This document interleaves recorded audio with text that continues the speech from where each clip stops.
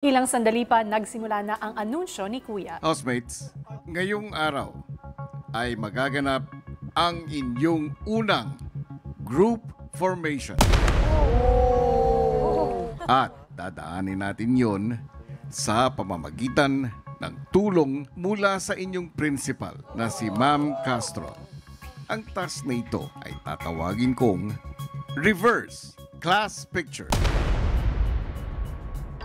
Kabaliktaran ng totoong class picture, sa reverse class picture ay hindi sila dapat makita sa kinuhaang litrato para hindi matanggal sa laro. Ang matitirang housemate na hindi nakita sa picture sa unang round ang magiging unang group leader at uulitin lamang ang picture at hanggang sa magkaroon ng 5 group leaders para sa bubuuin na 5 grupo ng housemates. Si Ma'am Castro mismo ang kukuha ng picture pero gagawin niya ito ng naka-blindfold.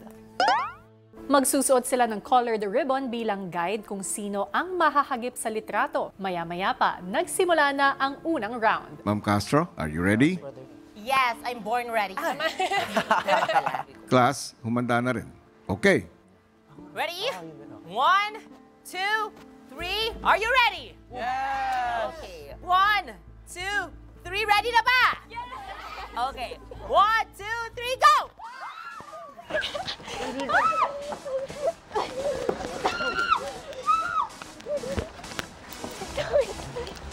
Go. Okay. Nakita ko po mga strategy po nila ng mga yung content creator na gumagawa nito. Pag nandun ka sa actual game, it's really hard po talaga maiwasan mo yung camera. Parang nung una pinag-iisipan ko kung gusto kong maging leader or kung ano po yung magiging pressure sa pagiging leader. Para sa unang round, ang mga hindi na magpapatuloy sa game ay sina Crystal, Princess, Marco, Ashley, Lee, Sofia at Fred. Sa ikalawang set ng laro, Go! Smile mga anak!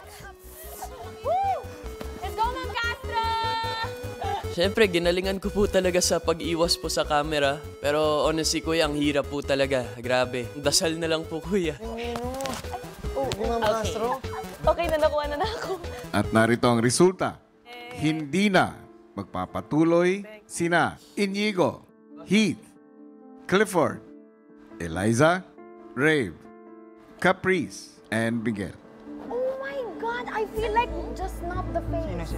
sa ikatlong laban, muling nabawasan ng players at 3 housemates na lang ang natira. Si Anton, si Joaquin, at si Lela. Kuya, gustong-gusto ko po talaga maging leader. As in, yung 100% best ko po. Nagda-dive pa rin po ako kung kailangan po talaga hanggat sa matapos. Are you ready? 1, 2, 3, go! Go! Go!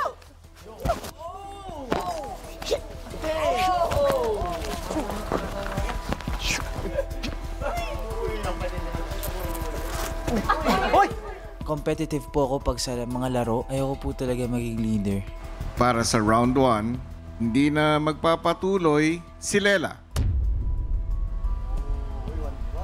Siyempre, kuya, nakakapanghinayang. Nag-effort po talaga ako, kuya. Kaso, yung 2 boys po yung nakasabay ko, ang lalaki po nila, ang bibilis. So, wala na rin po akong laban. Pero natukoy na ang unang leader. Sino kaya? Oh my God! Ang unang leader ay si Anton. Deserve! Yes, sir.